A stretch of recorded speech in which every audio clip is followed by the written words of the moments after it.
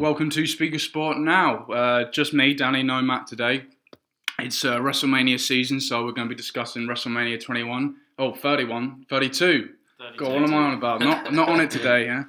WrestleMania 32 in a couple of weeks' time, so looking forward to it. And here to help me out is Louis Parrinello and Jack Woolley. Guys, how you doing? I'm alright, you alright? Yeah, I'm absolutely smashing, yeah. I'm waiting for pretty this. good myself. Been waiting for this day. Been waiting for you guys. I know, so, yeah. Big day. Right, so we'll work our way through a couple of matches.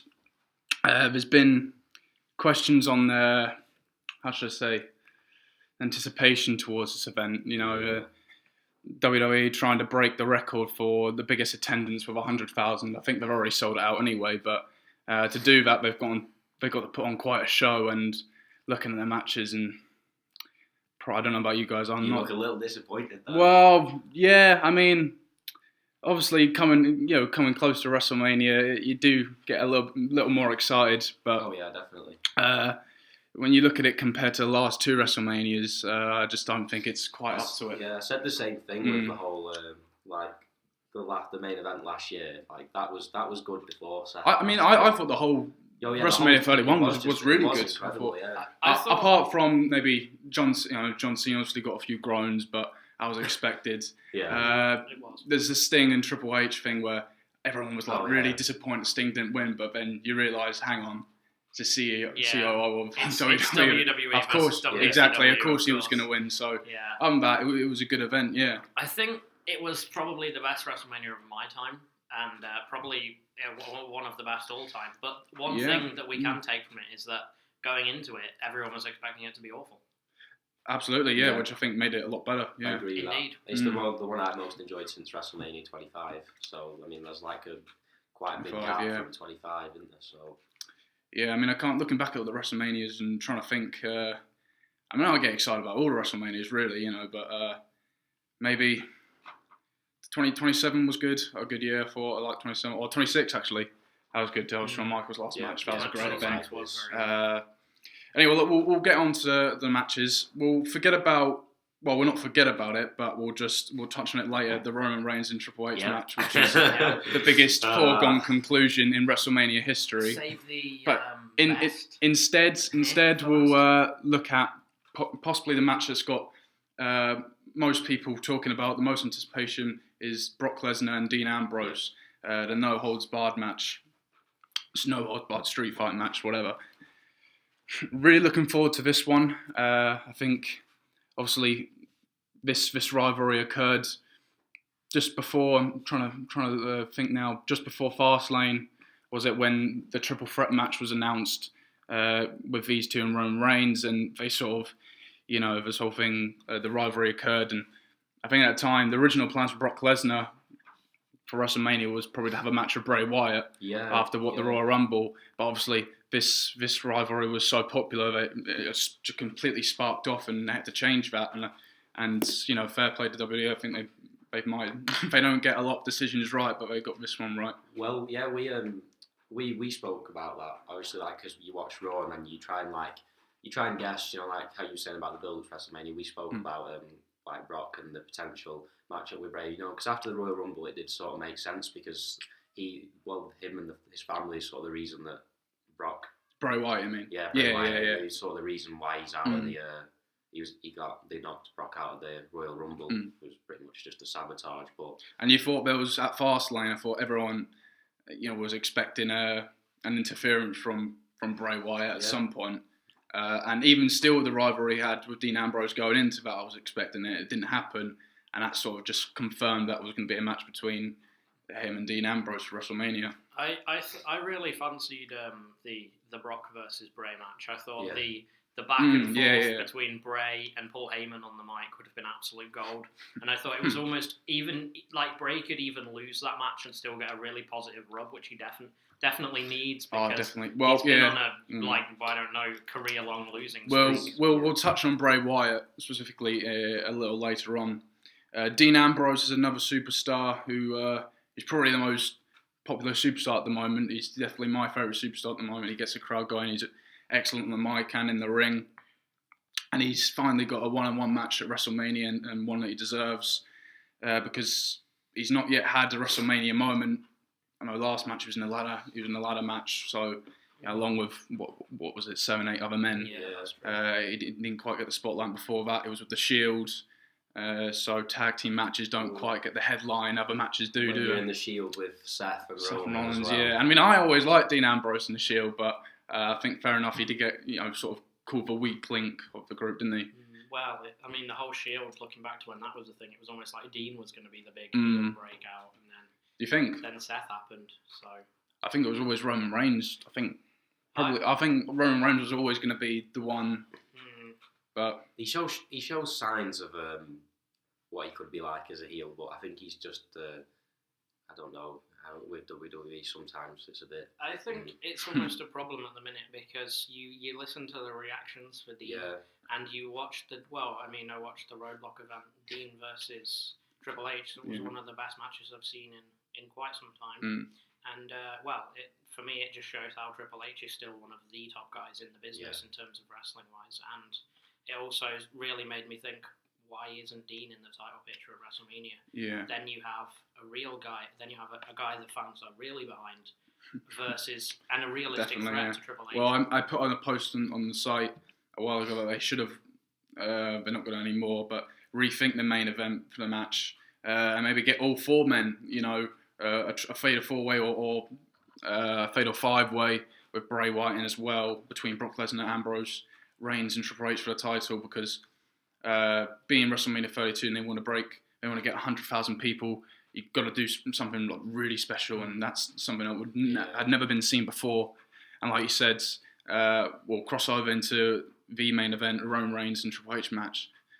WWE can't seem to have it all their own way. Well, they want Roman Reigns to be the hero in this, but it's just not going to happen. He's going to get booed. It's just recent events. It almost seems to make more sense if they'd have done Roman versus Brock for the revenge from last year. Almost Reigns can't get over. That would have been less unpredictable. That would have been less predictable, wouldn't it? It would indeed, and I think you could have given Roman again almost a build up from that by having him go a long way with Reigns like he did last year. No interference. It would have been a bit of closure to that. And Triple H, he's had his problems with Dean. Dean's had his problems with him, and. That match at Fastlane, I want to see more of that. Triple H has had problems with everybody. But. Well, this is true. It is Triple H.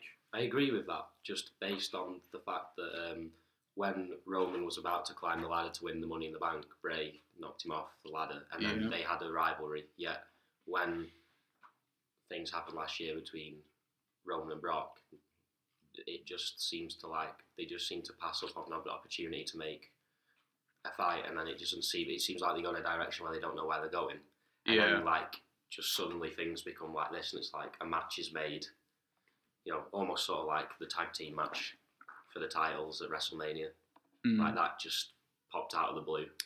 That's disappointing in my opinion. The tag team match. Yeah, I don't. Well, we'll talk about that in a sec. Let's just keep on this one. Like I said, it's the most obvious match, and I think. In WrestleMania history, Roman Reigns is clearly going to win. Yeah, and even if he doesn't win, well, what's the point of that? If Triple H is to keep the title, there's no point of it. I don't know about you, but I feel like the title's sort of losing its edge. There's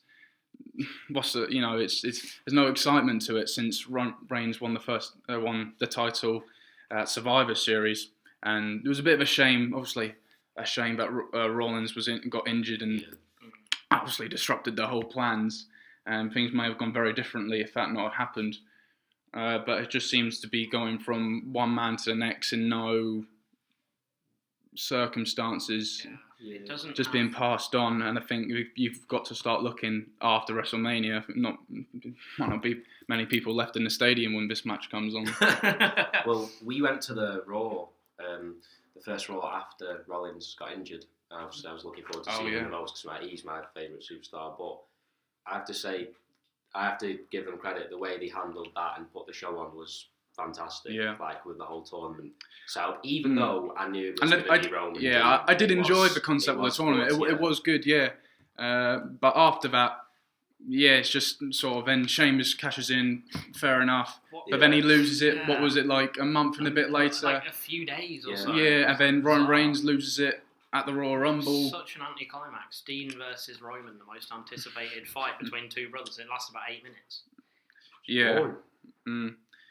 Okay, I'll tell you what. Seeing as you touched on the tag team match and we mentioned that match, we'll talk about that. You say you're disappointed. I don't know. A 4-on-3 handicap match. That's something I've not seen before. I don't think a 4-on-3 handicap match for the tag team titles. It was the build up. Like, they've been going at each other on Twitter the past week, and then obviously they had a match and they had one on SmackDown as well, and then there we go. There's your match for WrestleMania. It shouldn't be done that way. Yeah. You know, when you touch on building up excitement, that's my personal opinion. It shouldn't be done that way. Obviously, the New Day, I absolutely love the New Day. They were only one of the reasons when... they're the only reasons the tag team division's still going. Well, they were one of the reasons I only watched... When it was Rollins was feuding with Kane back then for the title, they were the only reason that I would want to watch the show, because I found that incredibly boring. But, like, this just popped out of nowhere, and it's a bit like, well... Maybe I'm looking at other possibilities, and how else would you get? I think how WWE have looked at it. How else are we going to get the League of Nations in these? Because 4 great superstars. I know the way Barrett's a bit of a shame. He's always been on a downhill spiral, but Sheamus, Del Rio, and Rusev are being wasted in this group. For a group to be so successful in the WWE, you have to be either incredibly dominant, like the Shield were, or the Nexus were, or you have to be really entertaining, like the New Day are, or like DX or something like that. And the League of Nations, they're neither. I think that is the problem with this tag team match. They lack a credible threat. I believe that. I mean, they came out and attacked Roman at the Royal Rumble, and they sort of like aligned with the authority, and then after that they just started getting beat like nearly every week, and the only people they did beat were the social outcasts, and we saw this big sort of like turn from the Dudleys, and it was almost like they were staking a claim because they were putting everyone through the tables, and then they stopped doing the tables and came out and just started beating everyone up instead. And it was almost like there's a problem in WWE now, because we're seeing competitive sports and it's all shifting towards the like a ranking system and competing, and I mean, I would have liked to have seen a legitimate number 1 contenders match, which could have then established the League of Nations, because as it stands, the League of Nations have just had 2 title shots and they lost them both. So why do they deserve a title shot at WrestleMania as opposed to a team that's... I think it's simply just to get them involved. I agree with what you said about how would they get them in, but then if you go back last year, Rusev was undefeated until WrestleMania. Yeah, absolutely. And now he's stuck with. But not just Rusev. You look at the caliber of superstars like Alberto Del Rio come back, and he came back and won the US Championship. And everyone got really excited. Sheamus came back from injury, and he won the Money in the Bank match, and I thought that was great because I like Sheamus, and I think he should be a contender. He should be contending for the World Heavyweight Championship. And it's obviously just a shame to see them all go to waste in this. That was unexpected to me when Sheamus won the Money in the Bank. I actually liked that. When he won that. I mean, that's more because I'm not a big fan of Roman, but it's always good to see Sheamus get something. Another match, I think obviously a good amount to touch on is Y2 AJ, Chris Jericho and AJ Styles. You laugh, but I don't know. I liked it, and I thought that was going to be a match for WrestleMania, a tag team match, and good 2 great superstars. I think they wanted to get AJ Styles. They want to get a championship round this belt as soon as possible in WWE because he's a massive superstar, and obviously, I think they made a rivalry out of that just because of the League of Nations. It's not been confirmed yet, but I'm sure Chris Jericho and AJ Styles will have a match at WrestleMania, which will be good. I'll be looking forward to that match. AJ's technique and style is fantastic. I enjoy watching him wrestle. Definitely, I think that's one of the biggest signings WWE have made since, thinking about maybe Chris Jericho himself when he debuted. Very much so, and I liked the parallel because Jericho came in first time up against The Rock. He was the biggest name in the company. Well, he was a massive name in the company at the time. They had, I know AJ debuted in the Rumble, but I liked the idea of just coupling him with Jericho because they share similar paths with going to Japan making their names in another US company as well, with Jericho, WCW, obviously AJ and TNA. I mean, I've watched AJ Styles wrestle for years, and I've always it's still, I know it's going a bit, it's become a bit of a meme almost at the minute to say it's surreal to see AJ Styles in the WWE, but it really is, and just that buzz from watching him at WrestleMania is going to be pretty intense, and he's going to put on a show. And definitely. You know, with Jericho always puts on a show. I think back to Beast in the East, Jericho hadn't wrestled on TV in ages for the WWE. That was a network special, but him versus, I believe he took on Neville, and that was just a fantastic match. So on a stage like WrestleMania, it's great to see Jericho getting that show once again. And definitely will be, a really good match. Yeah, I have no problems with that match. I think that's going to be really good. Another big match we need to touch on is the Hell in a Cell match between Shane McMahon and The Undertaker. We are looking forward to it, I'm sure. I do have a few a few things to say about it. It was a bit odd to see Shane McMahon return and to be announced to face The Undertaker at WrestleMania. It was sort of out the blue. Shane McMahon is a fantastic performer. He's a great entertainer, but he's not the greatest of wrestlers. But he is unbeaten at WrestleMania. Is he? He is 2-0. Oh, well, 2-0. Well, who was that against? Well, Vince I McMahon. was going to say, I think he took on his dad, and I'm not even sure who else. Yeah. Well, I think it might have even been maybe it might have even been Shawn Michaels. Maybe that was before my time, I think. It was quite a while ago. Yeah. I'm probably wrong. It holds a big movement for the WWE. I mean, if the unlikely thing happens and Shane happens to win, he gains control. Yeah, well, this is the thing. I mean, it's The Undertaker. I know because he lost 2 years ago, and I'll mention that in a sec. That he can be defeated now at WrestleMania, but he lost to Brock Lesnar, who was going to be taken with the rocket. He had a rocket ship behind him at the time of WWE, and Shane McMahon is not the same position. And if it was a Hell in a Cell match, Shane McMahon versus The Undertaker, just no stipulation, I may have said, well, who knows, Shane McMahon could pull something off. But I think with the stipulation now, I lose confidence in him. I don't think it will happen. If he does gain control of Raw, it'll be through some other methods. Yeah, I think there's going to be several different little things in that match that nobody can predict. I mean, I think we're going to get to see Shane doing the coast to coast and things and all the famous, ridiculous, death-defying stunts he's known for doing. I think he'll be fully up for that again. But I think... Do you think Shane McMahon would have been the first choice to face The Undertaker? No. Given the amount of injuries that WWE has got at the moment, which obviously affects the match card as well. It's hard to say. I remember talking to you about this, and I remember I was just plucking names, just going could it be him, could it be him, could it be him? And then, obviously, Shane returns, and it's a good thing, but I mean, But he's not going to stick around. He's not going to stick around, is he? WrestleMania 32, Dallas. They want it to be the biggest of all time. They're sort of cheating. They've got the biggest stadium in America for sports, so it is sort of cheating because you can fit more people in. But let's go for it. Let's break the attendance record. But what you want is John Cena versus The Undertaker, and I believe that would have been what they wanted because it's the dream match. And just because, and also John Cena, that's sort of like a once in a lifetime match, like John Cena had with The Rock. John Cena's never faced The Undertaker before. That's one thing he's never done in his career, which I think John Cena himself would probably like to do, if it meant he lost. I mean, they had a bit of a coming together back in the days of basic thugonomics, but not that's 12 years ago. Yeah, but not just John Cena. Sting was a name linked even last year before he debuted when he was going to face The Undertaker. Sting, unfortunately, he has retired officially yesterday. Daniel Bryan is another name. Might not face The Undertaker, but he's going to be out. Cesaro may have been out. You're going through these names. Seth Rollins, I know. Yeah. Going through these names, and this is the problem that I sort of have at the moment. It's just there's just no luck in terms of all these injuries. Yeah. These are Randy Orton. I mean, I'm going to give a shout out to Tyson Kidd as well because we watched him and him and Cesaro were really good together. They were, yeah. It's just a shame with all the injuries and stuff. But I say about The Undertaker, I think I don't like how he keeps him coming back.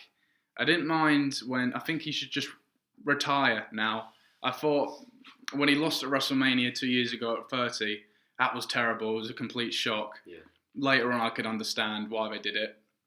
But then, fine, that's it, done now with The Undertaker. I don't think he shouldn't come back for another year, like he did last year against Bray Wyatt, because it sort of unbalances the record, if you know what I mean. Yeah, and it didn't really, like... It made sense in a way, but... Most wrestlers should go out losing. Yeah. Like Ric Flair did, like Shawn Michaels did. Their last match in the company was on a loss. And I think that's sort of the way you do it. I remember listening to Chris Jericho's podcast saying, when he was talking about this match with The Undertaker, about wrestlers, you want to lose, and you want to lose in your last match. You're giving back to the company. I mean, that's why I was so hyped for the Bray versus Undertaker match, because I thought, well, as much as it seems hard to believe that Bray could win, Bray has been built as this supernatural being who is the natural successor to The Undertaker. But the next Undertaker. He shouldn't be facing The Undertaker. But he's ended up becoming this crazy, like, backwards hillbilly bloke who lives in a swamp with 3 unwashed gentlemen. Yeah. Now, and it's like, just going into WrestleMania, I know there's a few rumours that Bray might be interested, but even that, might be injured, but the whole family's not involved in the story. Well, he's just cut a promo, and you know what? I've not actually watched it. He cut a promo for WrestleMania 32, so I don't know what it's for. So we'll have to watch that, and we could be talking blindly. That creates more speculation. That's good as well. So it is, yeah. And like you mentioned about Bray, we'll talk about it now. Why are they delaying a push with Bray Wyatt? I don't understand. They've been since day one they debuted, he was the next Undertaker. That everyone knew it, and he deserved to be lifted off, and he should be competing with the WWE Championship. I mean, I really like Bray Wyatt. What he does on the microphone is... it's just I can't even describe how good that makes. And and he's a great wrestler, which is it's rare to have a superstar great on the mic and in the ring. He's different as well in the ring. Like, he is a great competitor, but he's different because he doesn't do it in a way that a lot of people do. He's almost sort of like...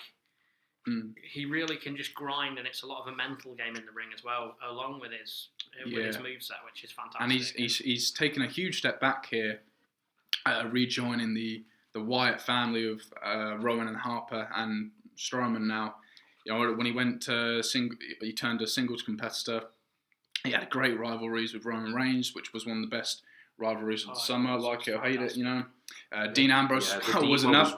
That was really good, Apart from the TV. An anti-climax of a match when, like, Dean goes to him and the TV explodes, and it's like, what's just happened? That's just...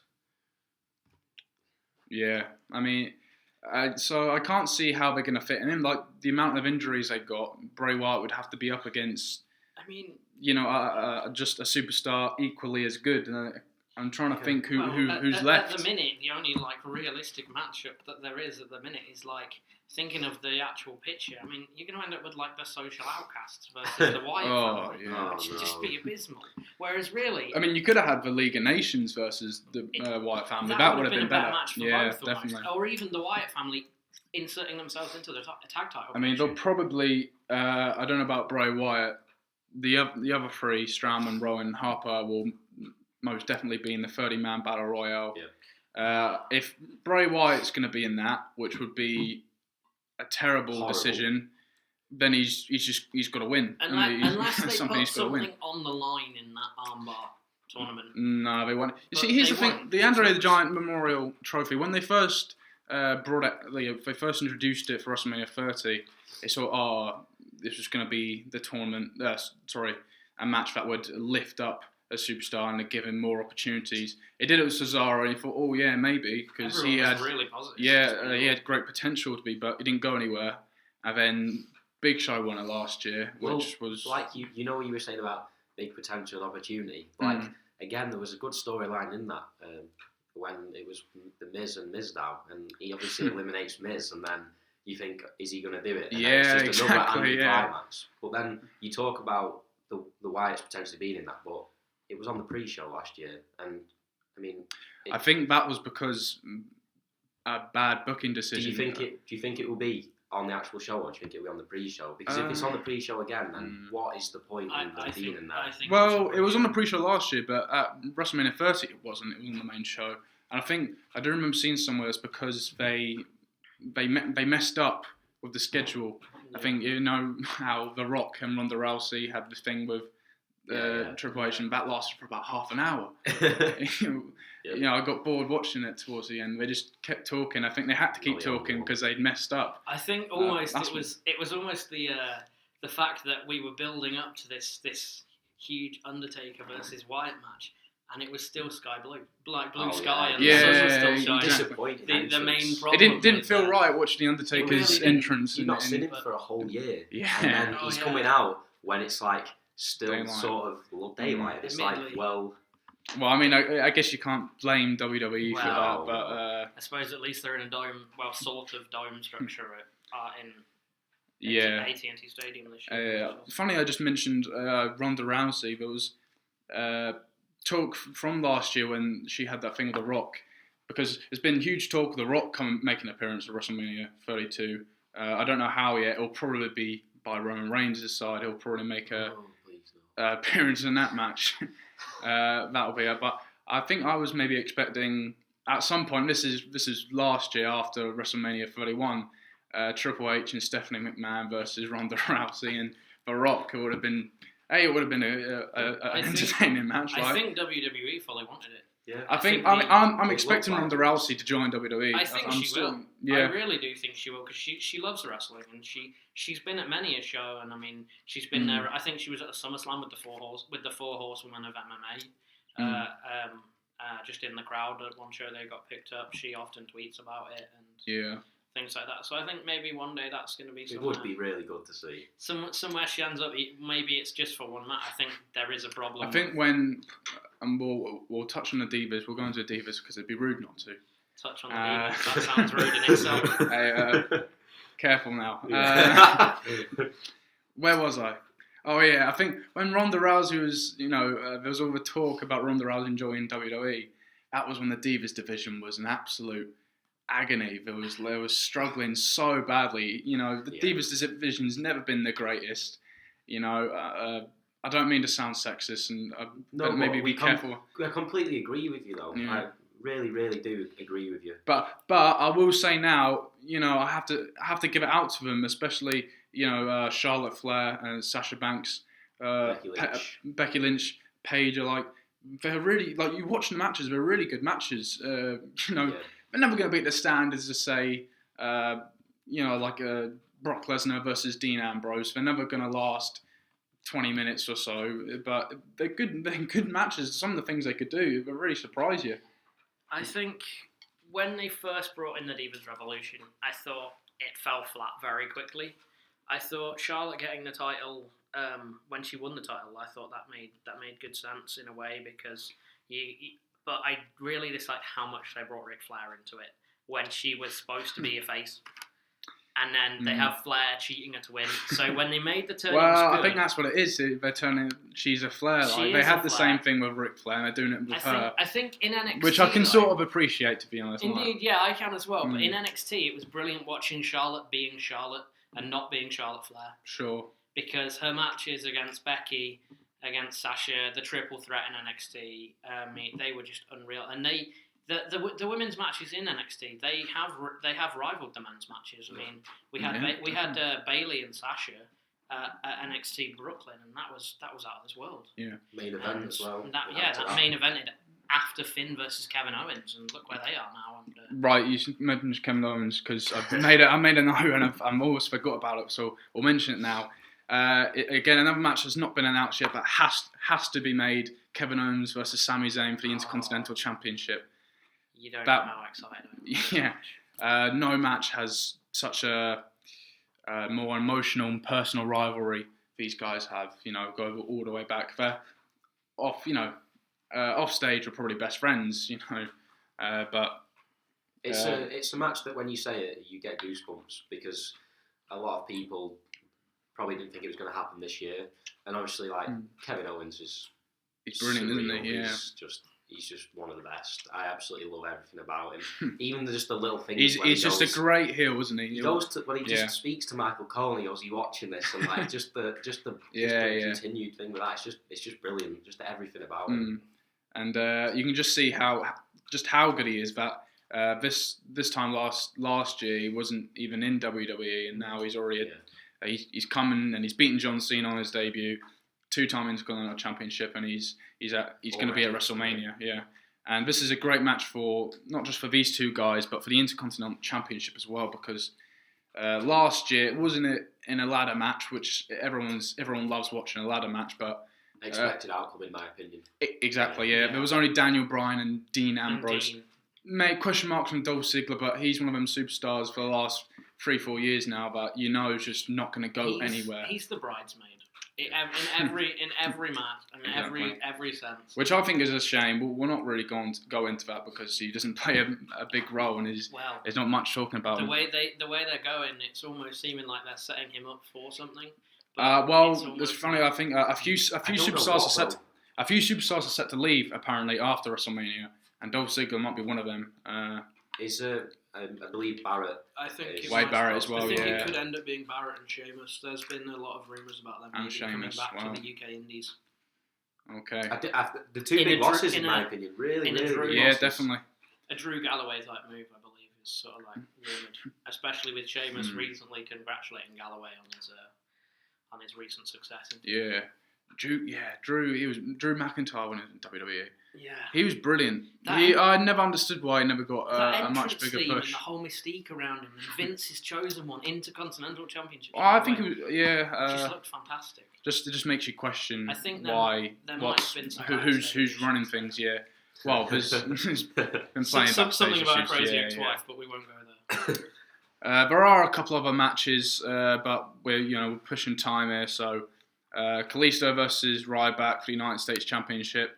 Who knows? It might be a good match to watch. I don't think. Well, it's funny you should mention. Right, on the subject of Ryback, I'll just say as quick as you can. I dislike him. I love Kalisto. I think Kalisto should win, but he probably won't because they're pushing Ryback for something big. But I really just dislike Ryback. I don't like his style.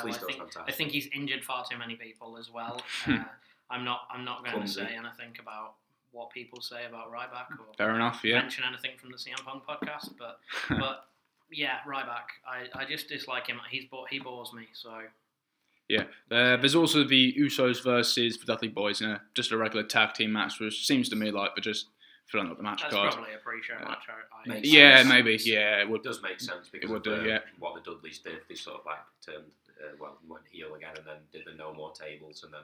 See that worked well. That's when I talked about the tag team match before. That's how it should be done. Sort of like I didn't expect the Dudleys to come back like full time. I thought when Bubba Ray came back in the Royal Rumble. Well, they came in the Royal Rumble. I thought I enjoyed that because everyone loves a surprise entrant and you come back, but I didn't expect him to stay. To be honest. Well, I liked when they did come back, and it almost seems like they came back and there was such a big hype about it, and then they just tailed off, and it's almost like in some ways you almost forget they're there now. Yeah, you do. I am really hoping that before... Especially when the tag team division is struggling and has been for so long, and you've got a great tag team there, and they're not doing anything with them. Held by, and like you said before, it's just being held by the one team pretty much. Yeah, I mean, they are a great tag team, but there are so many other, potential... Like, you got Harper and Rowan as a tag team. They could be a tag team. They were so good back in the day as well. The Usos are a tag team. The Dudley Boys are a tag team. So when you actually think about it, there's so much potential for that division to be doing so much better in it. Just looking at some of the NXT, I mean, I don't know about you, but Roadblock, my favourite match on the whole card was Enzo Amore versus The Revival. Apart from obviously the Triple H for title match, I think that the depth of tag teams in NXT shows a positive, but it's whether there's going to be a translation of the NXT standard. Yeah, to the WWE. Well, I've got mixed feelings about some of the tag teams in NXT. We'll see who makes a debut on the Raw on the night after WrestleMania, because no doubt will be a few. You're wearing a Finn Balor t-shirt. No doubt he'll be making a debut. There's a lot of talk maybe of the new something to do with being bulletproof based on his new shirts. There's a few names rumoured, but we'll have to wait and see. Well, I'll tell you what, guys, we'll leave it there. We've gone on for quite a while, but thank you for joining me. I hope you enjoyed it. Yeah, really enjoyed it. And I hope you as an audience have enjoyed it. Thank you for listening.